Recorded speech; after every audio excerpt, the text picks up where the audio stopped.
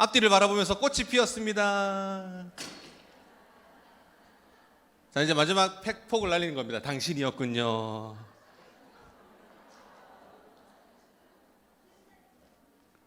꽃 맞습니까? 옆 사람 바라보면 당신이었군요 하는데 약간 분위기가 쎄해졌어요? 왜 그런 거죠? 방학 잘 보내셨죠? 개강하니까 행복하시죠? 행복한 이유 한 가지만 이야기해 보십시오. 제가 여기서 설교할 수 있다는 게 가장 행복하고 여러분 볼 수 있다는 게 가장 행복한데, 올 한 해도 하나님께서 부어주실 그 은혜가 무한할 줄 믿습니다. 무한하신 그 은혜가 누구에게 임하느냐? 우리에게 임할 줄 믿습니다. 그 은혜를 받아 먹고 누리고 삶으로 또 살아내는 우리가 되었으면 좋겠어요. 여러분, 인생을 두 글자로 표현하면 인생은 여행이다. 여러분, 인생은 여행인데 우리 인생의 여행이 어떻게 시작됩니까? 나그네 인생처럼 여행이 시작되는데, 여러분 시간 여행을 하고 있는 거예요. 저와 여러분들은 지금 어떤 여행을 하고 있다?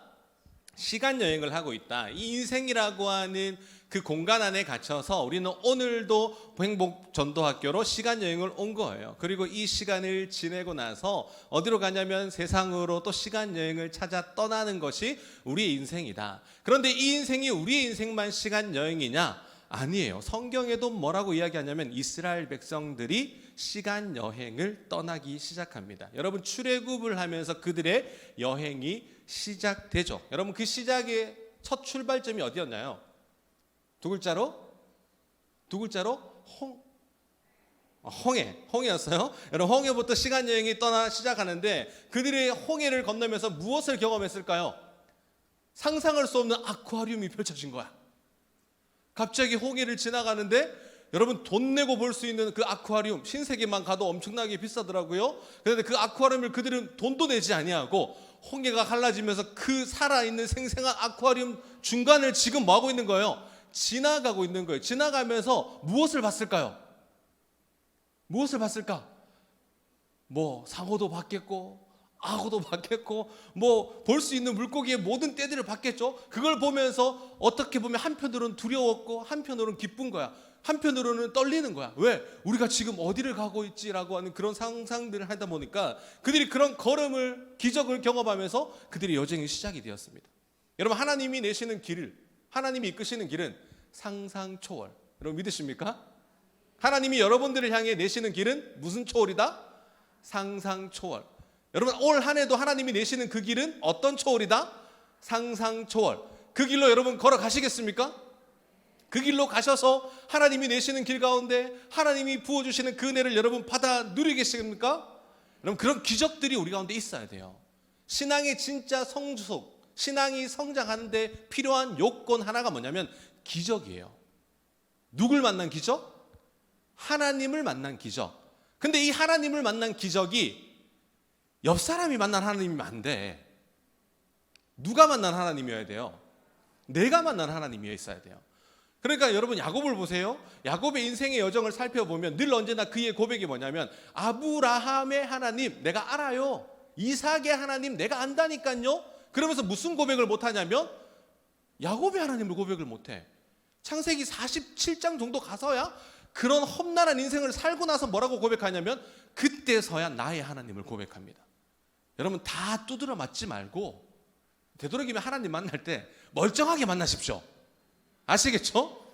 기도할 때도 우리 남편 하나님 고쳐주셔야 되며 남편 돌아오게 하셔야 돼요. 하나님 정말 멸망의 지팡이를, 멸망의 빗자루를 사용해서라도 이 남편 돌아오게 해주세요. 이런 기도 하면 돼요, 안 돼요? 이런 기도 하면 돼요, 안 돼요? 안 돼요. 절대 하지 마세요.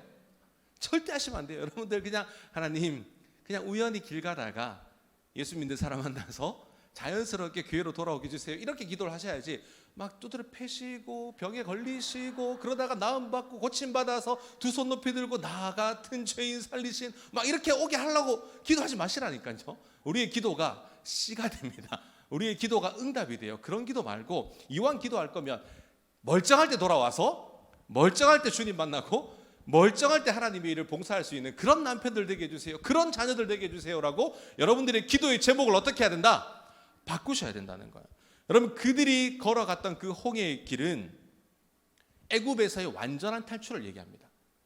그들이 지나가고 있는 그 홍해의 길은 앞으로 되돌아보면 돌아갈 수 없는 길임을 우리에게 상기시켜 주는데 영원한 이별이에요. 이전에 내가 머물렀던 곳과 영원한 이별을 하는 것이 하나님의 길을 가는 사람들의 마침표입니다. 심표가 아니에요. 마침표를 찍고 우리는 가야 돼요. 왜 그러냐면 완전한 이별이라고 왜 이야기하냐면 출애굽기 14장 28절에 보면 이렇게 이야기해요. 제가 읽어드리겠습니다. 물이 다시 흘러 병거들과 기병들을 덮되 그들의 뒤를 따라 바다에 들어간 바로의 군대를 다 덮으니 하나도 남지 아니하였더라. 이제 되돌아갈 곳이 있다 없다? 없다는 거예요. 완전한 이별. 우리가 하나님께로 나아가기 위해서는 어제 내가 머물렀던 곳과는 완전한 이별이 필요합니다. 여러분 행복전도학교가 개강을 했어요. 그러면 어제 잠자던 습성을 완전한 이별하고 오늘부터 어떤 모드로 전환을 하셔야 됩니까? 나는 하나님의 파트너다. 나는 오늘도 하나님의 파트너로서 하나님께 쓰임받는다 라는 그런 마음으로 모두를 전화를 하셔야 돼요. 여러분 물을 가르신 분도 누구였습니까? 하나님이었다니까요. 물을 덮으신 분도 누구라고요? 하나님이시래요. 길을 내시는 분도 하나님, 길을 닫으시는 분도 하나님. 올 2023년 행복전도학교를 통해 길을 내시는 분이 누구예요? 하나님. 길을 닫으시는 분이 누구다? 하나님이다. 우리는 그 길로 뭐 하면 된다? 걸어가면 된다.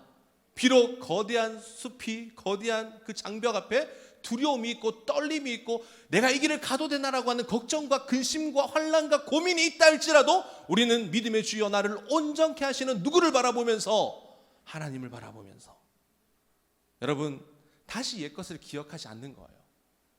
하나님 앞에 서는 사람은 옛것을 던져버리는 겁니다. 우리 이제 가나안으로 가기로 마음먹었잖아요. 이스라엘 백성들이 가나안으로 가기로 마음먹었습니다. 그러면 이전 것은 버려야 돼요. 내가 하나님의 사람으로 온전케 되기를 마음먹었다면 어제의 나의 습성을 어떻게 해야 된다? 버려야 된다. 여러분 이 사건을 경험한 이스라엘 백성들이 뭐 할 수밖에 없죠? 흥분할 수밖에 없는 거예요. 기적을 경험했다니까요. 그런 것을 경험하니까 흥분하니까 이 사람들 가운데 툭 튀어나오는 말이 뭐야? 살아계신 하나님의 간증이 막 선포되는 거예요. 왜? 내가 하나님을 만났기 때문에 도저히 감출 수 없는 거예요. 이게 나의 하나님을 만난 사람들의 모습입니다. 하나님을 만나니까 광해 홍해의 길로 걸어가면서 광야의 길로 접어들게 되는데도 그들 가운데는 뭐가 있는 거예요? 기쁨과 감격이 있어. 그러면서 지나가면서 이야기하는데 야 하나님이 진짜 길을 내셨어. 이게 말이 돼? 와 이거 나 영원히 잊지 못할 것 같아 라고 하면서 서로 이렇게 이야기하면서 그 길을 걸어가기 시작했더라. 여러분 기대가 되죠. 광야로 가는 그 첫걸음, 가나안으로 가는 그 첫걸음에 기적을 경험하니까 앞으로 하나님이 펼쳐내실 길을 보니까 뭐가 되는 거예요? 기대가 돼요. 여러분 첫 끝발이 개끝발이 되면 안 되잖아요. 첫 발이 너무 좋은 거야. 하나님께서 너무 길을 잘 열어주셨어. 그러니까 흥분되는 거예요. 이들이 흥분을 감출 수가 없었습니다. 앞으로 되는 그 기대, 하나님이 나를 통해 일하실 것을 생각하니까 기대가 충만한데 예상치 못한 난간이 찾아와요. 우리도 마찬가지죠. 인생에 하나님이 펼쳐주셔서 은혜가 충만한데 예상치 못한 뭐가 날마다 찾아온다? 난제의 문제들이 찾아오더라. 출애굽기 15장 22절 우리 함께 읽도록 하겠습니다. 뭐가 찾아왔는지 봅시다. 출애굽기 15장 22절 시작. 모세가 홍해에서 이스라엘을 인도하며 그들이 나와서 사흘 길을 걸었으나 물을 얻지 못하고 그들이 처음 만난 곳이 무슨 광야? 수르 광야. 여러분들 수르는 애굽과 가나안의 중간의 역할을 감당합니다. 조금만 지나가면 만날 수 있는 게 첫 번째 만나는 광야가 수르 광야였어요. 여러분 원래 이스라엘 백성들은 블레셋을 통과해야 되는데 하나님이 그 길을 막으셨죠. 왜? 그 길로 가면 전쟁을 하게 되면 돌이켜서 다시 돌아갈까 봐 하나님이 우회시켰어요. 하나님이 그 길이 아니라 블레셋으로 가는 지름길이 아니라 너희는 광야의 길로 가야 되라고 하면서 우회시켰습니다. 하나님께서 인도하지 않았단 말이에요. 지름길을. 그러면 지금 광야의 길을 누가 인도하셨다는 겁니까? 하나님이 인도하셨습니다. 하나님이 인도하셔서 수르 광야를 만나게 하세요. 여러분 수르라고 하는 말은 바위라는 말이에요. 바위. 그러니까 그 생각할 수 있겠죠. 그 지명을 이름을 들으니까 그곳에 뭐가 많다는 거예요?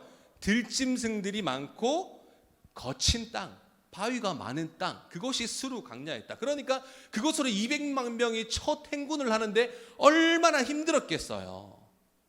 하나님이 남쪽으로 그렇게 인도를 하셨다니까요. 이스라엘 백성들이 여러 광야를 경험합니다. 40년 동안 몇 가지의 광야를 경험하냐면 수르 광야를 경험하죠, 신 광야를 경험하죠, 바란 광야를 경험해요, 아라바 광야를 경험한단 말이에요. 이 광야 가운데 첫 번째 만난 게 수르 광야다. 그러면 수르 광야에서 그들은 뭘 하나님께서 준비시켰을까? 여러분 몇 길을 길었다고 얘기했나요? 며칠 길, 사흘 길을 걸었습니다. 뭐가 사라지기 시작할 때죠? 사흘 전에 만났던 홍해를 걸었던 그 뜨거움이 점점 식어질 때, 작심 3일. 여러분 기적을 경험했다니까요. 마치 이거는 죽었다가 살아난 거예요. 왜냐하면 앞에는 홍해, 뒤에는 애굽, 죽은 거예요. 진퇴양난이에요. 어디 피할 곳도 없어요. 그런데 하나님이 광야의 길을 내셔서 우와 살았다, 하나님 역시 살아계셔 라고 하는 데까지 다시 그 기쁨과 환호가 원망으로 바뀌기까지 며칠? 3일. 올해 2023년을 시작하면서 나는 성경 일독을 하겠노라. 아우 하시는 분들 있고, 나는 지금 실패했노라. 고개 끄덕끄덕. 나는 이번 2023년을 시작하면서 새벽에 하나님의 일꾼이 되겠노라. 고개 끄덕끄덕. 실패했노라. 고개 끄덕끄덕. 여러분 우리 인생은 작심삼일이라니까요. 아무리 뜨겁다 한들 우리는 유한한 인생이기 때문에 아무리 뜨거워도 금방 식어요. 어제의 은혜로 살아갈 수 있는 존재가 아니라는 거예요. 그래서 우리에게 매일의 은혜가 필요합니다. 매일의 하나님이 부어주시는, 공급하시는 그 은혜로 우리가 살아가는 거죠. 우리는 어제의 은혜로 살 수 있는 존재가 맞다 아니다? 아니라는 거예요. 살아계신 하나님을 내가 지금 당장 만나도 그 은혜는 식어요. 제가 하나님 많이 만나봤을까요? 못 만나봤을까요? 하도 많이 맞아가지고 하나님 너무 많이 만났어. 그런데 그 만남이 뜨거워서 지속될까요? 식을까요? 식어요. 이제 수술한 지 3년 다 돼가는데 내가 언제 수술했지? 잊었어요.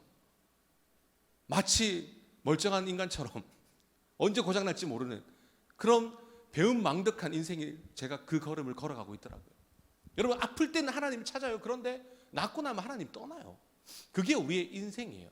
그렇기 때문에 우리는 어떻게 해야 된다? 날마다 매일의 그 하나님이 부어주시는 은혜를 기대해야 된다. 그래서 그들이 사흘 길을 떠나요. 사흘 길까지 걸리는 키로가 몇 킬로냐면 56km예요. 그들이 홍해를 건너서 수르 광야까지 가는 거리가 56km예요. 그 정도의 행군을 했단 말이에요. 힘들게 했는데 거기서 갑자기 목이 타들어가는 심정을 느낍니다. 물을 지금까지 공급해왔던 저장소에 있던 물이 다 떨어진 겁니다. 그래서 도착한 곳이 어디였다? 마라였어요. 마라에 도착하면서 기적이 영원할 것 같았지만 사라졌어요. 번아웃이 되었어요. 햇빛에 추위에 그들의 식량은 떨어지고 물도 다 떨어졌단 말이에요. 물이 타오르기 시작하는데 그때 마침 오아시스가 발견되는 거야. 뭐 어떤 샘이 발견됩니까? 마라라고 하는 그 샘물을 발견하게 되는데 여러분 22절에 보니까 뭐라고 얘기하죠? 물을 얻지 못하고. 여러분 굉장히 간단하게 표현하는데요. 이거는 마치 지옥에 살고 있는 것을 이야기하는 거예요. 지금 내가 지금 살아가는 그 존재 자체가 지금 활활 타오르는 불화산 같은 그런 현장 속에서 내가 지금 지옥을 경험하고 있는 것이 이스라엘 백성들의 모습이었다는 거예요. 거기서 죽음도 경험했고 지옥도 경험했고 마치 이제는 하나님을 경험한 것 같은 그런 마라를 찾아서 뛰어 들어가기 시작하는 거예요. 사람들이 환호성을 치기 시작하는 거예요. 뭔가 발견됐대. 뭔데? 웅성웅성하기 시작하는 거야. 야, 오아시스가 저기 있대 라고 하면서 사람들이 먼저 선봉장에 선 사람들이 달려갑니다. 뒤에 있는 수백만의 사람들이 흥분하면서 쫄이면서 기다리고 있었어요. 그런데 들려오는 소식이 뭡니까? 가장 먼저 맛본 사람이 못 먹는 거예요. 다 뱉어버리는 거예요. 이거는 써서 마실 수 없는 물이라는 거예요. 철저하게 여러분 계획된 마라예요. 이거는 누구의 계획이냐면 하나님의 철저하게 계획된 마라예요. 그들의 사흘 길 동안 죽음의 길을 걷게 하시고 오아시스를 만나지만 그곳이 마라였어요. 누구의 계획이었다고요? 하나님의 계획. 여러분 우리는 누구나 홍해의 길을 건널 수 있습니다. 누구나 기적을 경험할 수 있어요. 그런데 그 기적이 우리를 살게 하는 게 아니다라는 거예요. 영원히 사는 것은, 영원히 하나님의 자녀가 되는 것은 그 순간부터 누구의 말에 순종하며 사느냐가 중요한 거예요. 여러분 믿지 않는 사람들도 기적을 경험해요. 믿지 않는 사람들의 기도도 하나님이 때로는 들어줄 수가 있어요. 그런데 그것이 그들을 살게 하는 게 아니라 우리 가운데 나를 살게 하는 것은 철저하게 내가 하나님의 음성에 순종하고 사는가? 이것이 우리의 인생의 정말 신앙의 잣대가 되는 거예요. 여러분, 하나님의 자녀가 된 순간부터 이전의 습성을 어떻게 해요? 버려야 됩니다. 하나님의 자녀가 되었다는 것은 이전의 습성을 버리고 하나님의 뜻대로 순종하며 살아야 될 것을 우리에게 하나님이 요구를 하시죠. 그러니까 하나님은 우리 마음대로 살도록 내버려 둘까요? 내버려 두지 않을까요? 내버려 두지 않는 거예요. 그런데 430년 동안 머물러 있던 그들 가운데 완전히 한 번에 변화될 수 있다 없다? 없다는 거예요. 그러니까 변화시키는 그 과정들이 하나님 보시기에는 필요했던 거예요. 하나님이 지금도 여러분들이 완전했으면 좋겠는데 하나님은 지금도 여러분들에게 시험을 허락하시는 이유가 뭐냐면 지금도 그 과정을 통해서 하나님의 사람으로 변화될 것을 우리에게 요구하고 있는 거죠. 강렬하고 하는 그 혹독한 훈련 코스, 그것이 그들이 만난 첫 번째 코스였던 겁니다. 여러분, 필요를 공급하시는 분이 하나님이시다는 것을 이스라엘 백성들에게 알려주고 싶었던 거예요. 여러분, 사흘을 지났던 그들, 희소식이 찾아오죠. 마라. 그런데 여러분, 마라라고 하는 것은 그 기대감과 설레임이 한순간에 사글이 다 사라지는 거. 마라의 그 쓴물을 맛보고 나서 그들이 모두 다 절망 속에 들어가게 됩니다. 안도의 한숨도 금방 숙연해지죠. 그러면서 그 함성이 어떤 함성으로 바뀌었습니까? 처음에 마라를 발견했을 때는 환호성이 쳤어요. 근데 그 환호성이 무엇으로 바뀌냐면 원망과 불평으로 바로 체인지됩니다. 여러분, 23절 말씀인데요, 함께 읽도록 하겠습니다. 시작. 마라에 이르렀더니 그곳 물이 써서 마시지 못하겠으므로 그 이름을 마라라 하였더라. 여러분, 마라가 히브리어로 쓰다예요. 이미 하나님께서는 마라라고 하는 오아시스를 발견할 때부터 뭘 얘기했어요? 그 물은 너희가 마실 수 없는 물이라는 것을 이름을 통해 알려주셨어요. 그런데 그들은 이름을 기억했을까요? 못했을까요? 못했죠. 왜? 여러분, 다급하면 안 보여요. 내 상황이 급하면요, 해결책이 안 보입니다. 무작정 우리는 돌파하고 보는 게 우리의 습성이기 때문이죠. 여러분, 막 물을 마실 수 없어 그 갈급한 가운데 발견했단 말이에요. 그러니까 분명히 마라라고 하는 쓰다, 못 먹는다라고 하는 하나님의 사인이 있었단 말이에요. 그런데 그들은 그것이 보이지 않았어요. 여러분, 마치 도박을 하거나 술을 마시거나 빚 보증을 서거나 다급할 때는 그게 안 보인다니까요. 다 딸 것 같아요. 이길 것 같아요. 뭔가 한 방에 내 인생이 역전될 것 같아. 발견만 하면 끝날 것 같은데, 해결될 것 같은데, 여러분, 이미 발견했을 때는 늦었을 때죠. 천신만고 끝에 얻었던 그 오아시스가 그들의 진짜 오아시스가 되지 못한 겁니다. 그때는 어떤 목마름이 오냐면 지금까지 목말랐던 참았던 것이 배가 돼요. 꼬파기가 된다니까요. 더 큰 고통으로 그들이 찾아와서 이제는 뭘 하는 거예요? 하나님을 향해 원망과 불평과 저주를 퍼붓기 시작하는 거예요. 우리도 그런 인생 경험할 때 있지 않습니까? 이게 하나님이 내시는 길인 줄 알고 흥분했는데 그게 아니었을 때 하나님 도대체 왜 그러시냐고. 원망과 불평의 잣대를 누구에게 돌리는 거예요? 하나님께 돌릴 때가 많다는 거예요. 우리 자녀들도 마찬가지죠.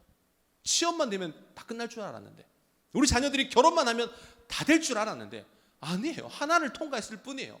그 다음 찾아오는 수많은 고민들이 우리에게 오더라라는 거죠. 생각지 못하는 것이 찾아올 때 허탈감은 말로 할 수 없는 설명에 이르게 됩니다. 그러니까 인생은 우리 마음대로 우리 계획대로 되지 않는다. 이 사건을 통해 우리에게 보여주는 거죠. 불만이 생기니까 백성들의 입에서 누구를 원망합니까? 사흘 전만 해도 모세는 신이었어요. 역시 우리의 리더 모세, 와 했는데 사흘 만에 누구를 원망해요? 모세를 원망하면서 동시에 하나님을 원망하게 되는 거예요. 여러분, 민심이라는 게 이래요. 뭔가 하나 잘할 것 같으면 우와 떴다가 뭔가 하나 실패하면 우 되는 게 민심이에요. 그러니까 여러분, 사람은 믿을 게 된다 안 된다? 안 된다. 옆 사람 한번 보세요.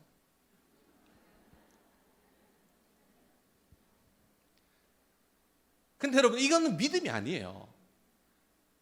그들이 홍해의 길을 건너서 하나님을 찬양한 거는 믿음이라고 오해하시면 안 되는데 그거는 믿음이 아니에요.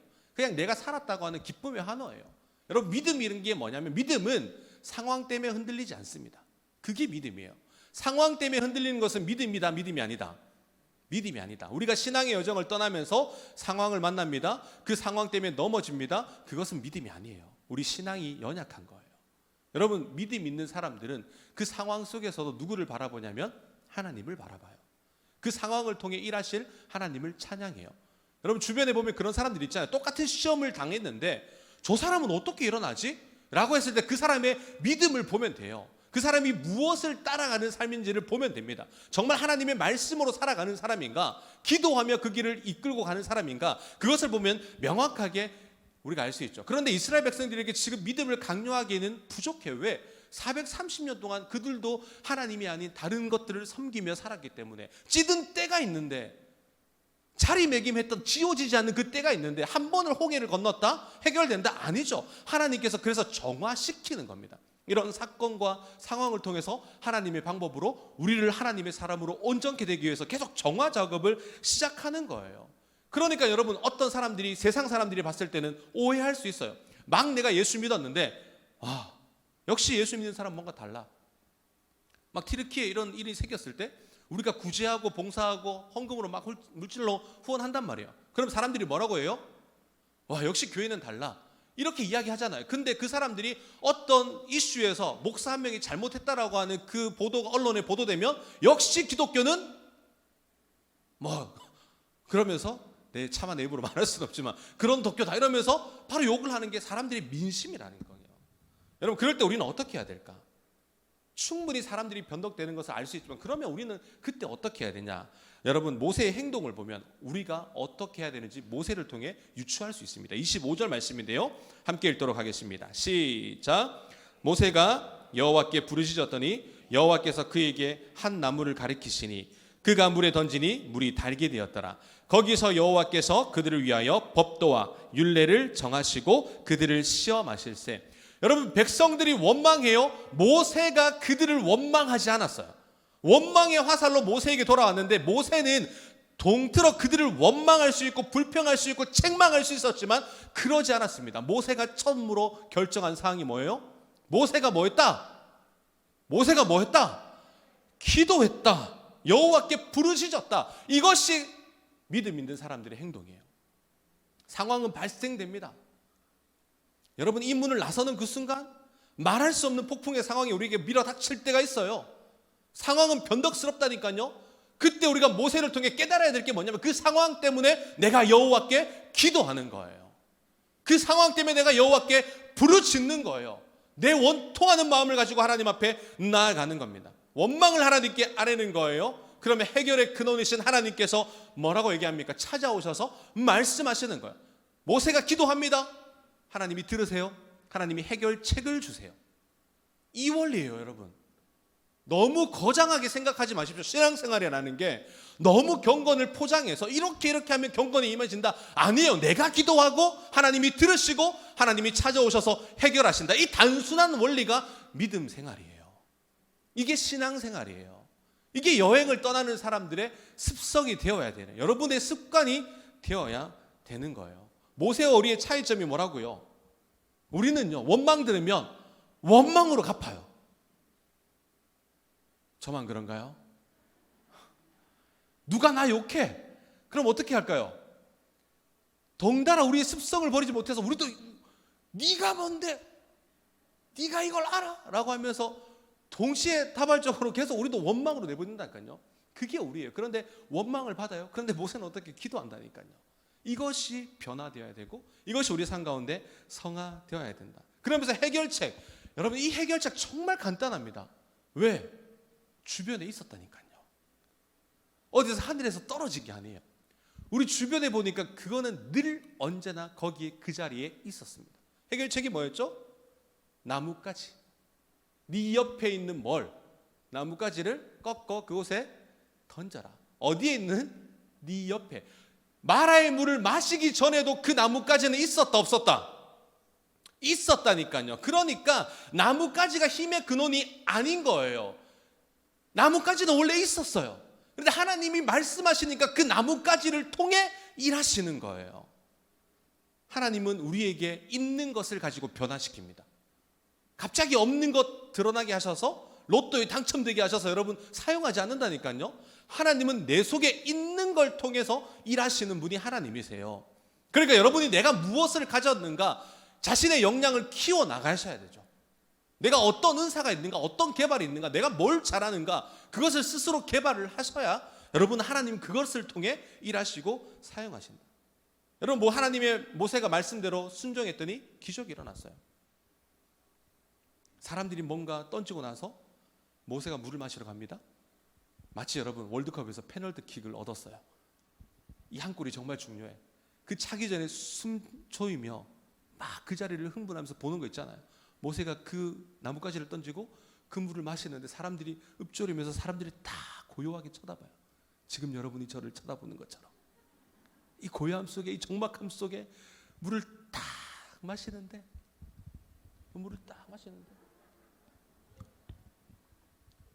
모세가 외쳐요. 맛있다. 그러니까 사람들이 야 하면서 함성으로 다시 바뀌어요.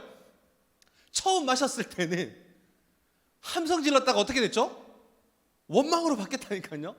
근데 다시 그 똑같은 물이에요. 그 물을 마셔요. 그랬더니 다시 그 원망의 소리가 읊조리면서 무슨 소리로 바뀝니까? 환송의 소리로 바뀌는 거예요. 여러분 세상의 것은 멀리서 바라보면 다 좋아 보입니다. 멀리서 마라를 바라보면 저게 희망인 줄 알아요. 마라가 우리에게 주는 게 뭔지 아십니까? 멀리서 바라보면, 세상의 것을 바라보면 그것으로 우리는 살 수 있다라고, 그것이 나를 성공케 하는 거라고, 그것이 내 인생의 최고점이라고 우리를 유혹하는 게 마라예요. 여러분 지금도 여러분 삶 가운데 마라가 있을 겁니다. 버리지 못하고 있는 마라, 움켜쥐고 있는 마라. 제가 나를 변화시킬 거야. 저 종이 쪼가리가 매일매일 요동치는 그 지표수에 따라 저 종이 쪼가리가 내 인생의 희망이 될 거야 라고 생각하는 여러분들의 마라가 있을 거고, 자녀가 마라일 수도 있어요. 저 자녀가 저것만 잘 키워놓으면 내 인생 3대가 변할 거야. 3대가 행복한 경산중앙교회에서 하나님을 바라보는 게 아니라 저 자식 하나만 키워놓으면, 여러분 제가 그렇더라고요. 넷 중에 하나는 잘 되겠지. 하나님 4명 주셨으면 하나는 잘 되겠지. 그럼 그 하나만 잘 되면 내 인생 성공하겠지. 여러분 그렇게 생각하는 우리 인생에 마라가 있다니까요. 여러분 그 마라 어떻게 하실래요? 버리셔야 됩니다. 그 마라 쓴 거예요. 뱉으셔야 돼요. 마라는 세상에 주는 것을 이야기하는 겁니다. 세상에 주는 것을 우리가 만족함을 없다. 그런데 그 세상에 주는 것에 나뭇가지 하나를 던졌더니 그것이 어떻게 변했냐? 쓴물이 단불로 변하는 기적이 된 줄 믿습니다. 허탈했던 그 물이 단불로 변했던 거예요. 그것이 뭐냐? 예수 그리스도의 십자가예요. 세상에 십자가를 던지는 거예요. 세상에 십자가를 꽂는 거예요. 나무가 십자가의 은혜고 보혈의 능력입니다. 그 나무가 우리 가운데 박혀지는 그 순간 내 더러웠던 그 죄악, 썼던 그 못 마셨던 그 물이 사라지고 달게 되는 그 기적의 역사가 우리 가운데 펼쳐지는 거예요. 그런데 여러분 명심하십시오. 그 나무는 멀리 있지 않았다니까요. 어디 있었다? 늘 내가 볼 수 있는 곳.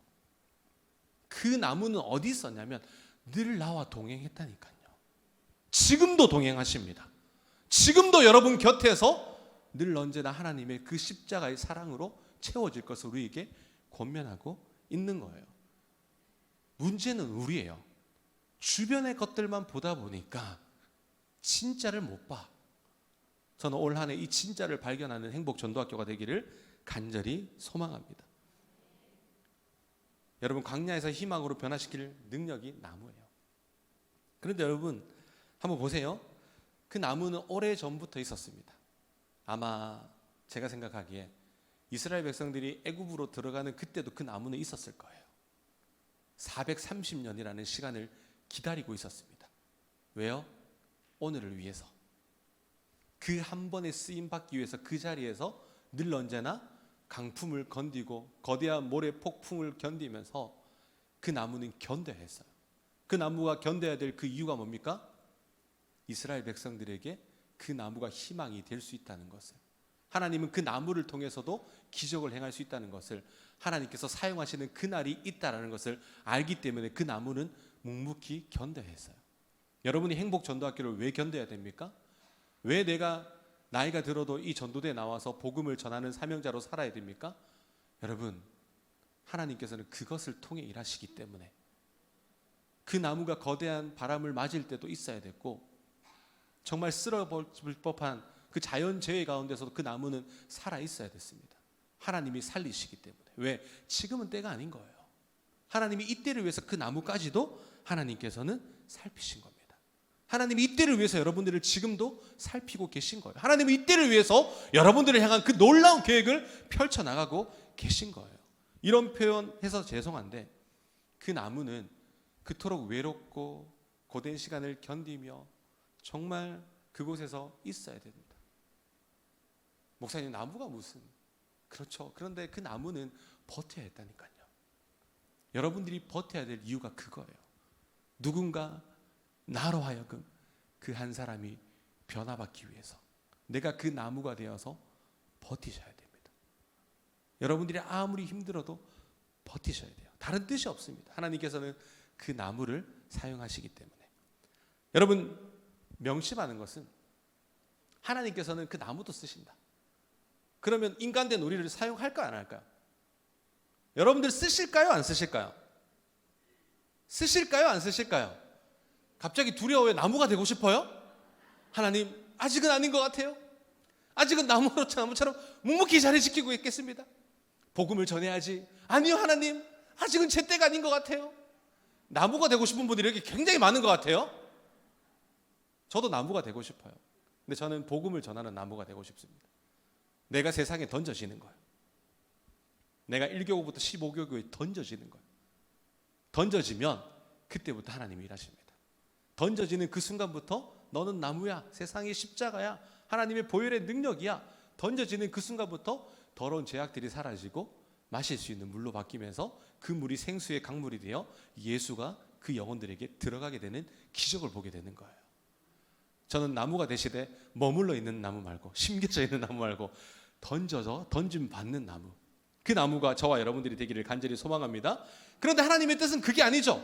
하나님의 뜻은 또 뭐가 있냐면 거기서 그치잖아요. 그들에게 25절에 보면 이렇게 얘기합니다. 거기서 여호와께서 그들을 위하여 법도와 율례를 정하시고 시험하실세. 그들을 시험하신 이유가 뭐냐면, 그들을 이곳으로 수르 광야로 이끄셔서 마라 앞에 딱 세우신 이유가 뭐냐면, 너희에게 법도와 율례를 가르쳐 주기 위해서 내가 이 자리에 있는 거다라고 말씀을 하시는 거예요. 여러분, 마귀의 시험을 통해 우리는 파멸을 느낍니다. 마귀는 시험을 통해 우리를 파멸로 느끼게 하는데, 하나님은 시험을 통해 우리를 성장시키세요. 마귀는 여러분들을 넘어뜨리지만 하나님은 그 시험을 통해 우리를 성장하게 하시는 거예요. 그 율례와 법도가 뭡니까? 너의 하나님이 나다. 너는 나야. 네가 나를 섬기면 내가 너에게 복 줄 거고, 네가 나를 떠나면 나도 너에게 똑같이 채찍질을 가할 거야. 너희가 의지해야 될 상이 누구밖에 없냐면 나야. 요거 말씀하시기 위해서 그들에게 시험을 주면서 보여주시는 거예요. 그들의 습성을 바꾸시기 위함이었다니까요. 그들을 시험하시기 위한 하나님의 철저한 계획된 모습이었습니다. 여러분, 왜 첫 번째 물이었을까요? 그 시험의 대상이 왜 물이었을까요? 그들이 어디 살았죠? 애굽에 살았습니다. 애굽에는 무슨 강이 있었습니까? 나일강, 세상이 주는 축복의 강이었어요. 한 번도 물 때문에 어려움을 당해본 적이 없는 게 그들이었어요.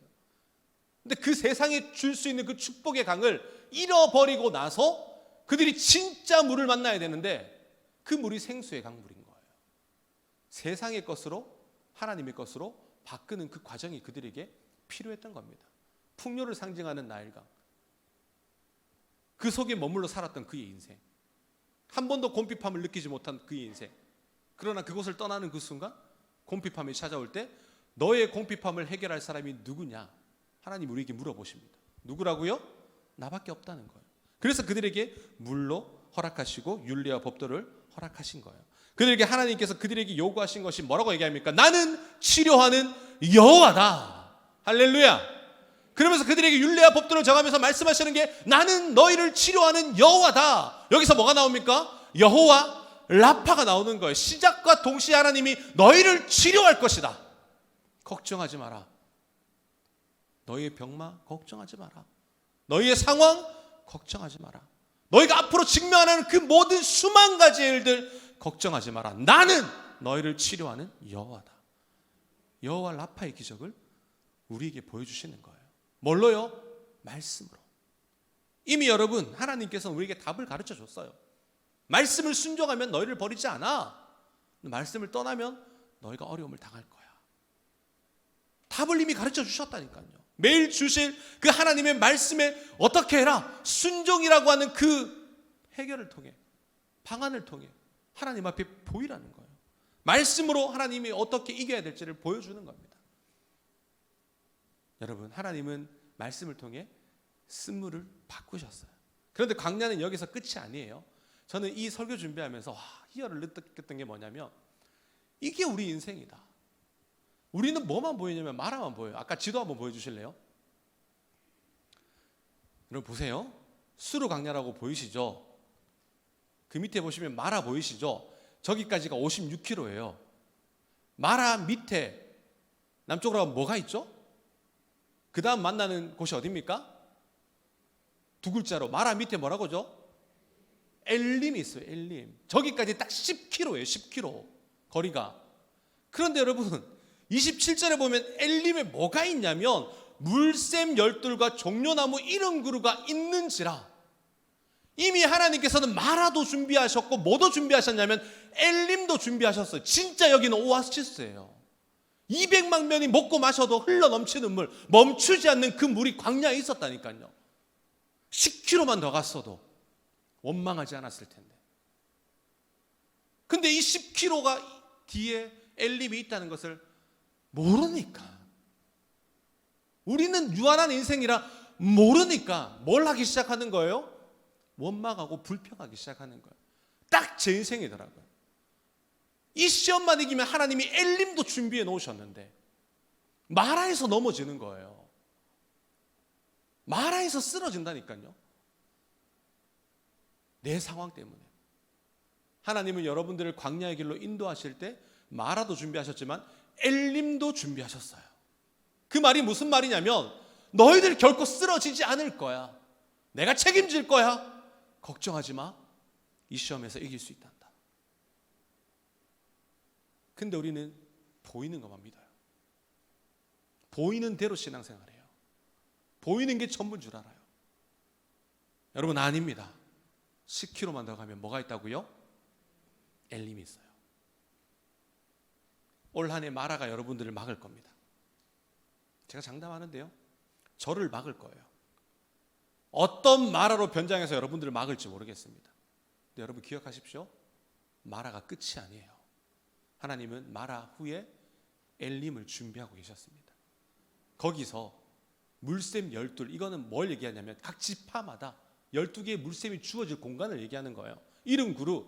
여러분 그 70명의 장로들이 가는데 그 장막에 머물 수 있는 그 공간을 하나님이 다 준비하셨어요. 하나부터 10까지 다 준비하셨습니다. 우리는 뭐 하면 되냐면 순종. 근데 우리는 뭘 하냐면 불순종. 하나님이 올 한 해 여러분들을 향한 순종과 불순종이 경계선에서, 마라와 엘림의 경계선상에서 우리를 보실 겁니다. 그런데 여러분 그곳에서 우리를 인도하실 거예요. 어떻게 인도하실 거냐? 나는 치료하는 여호와라. 여호와 라파의 하나님의 그 기적이 2023년 행복전도학교를 살리는 기적이 되기를 간절히 소망합니다.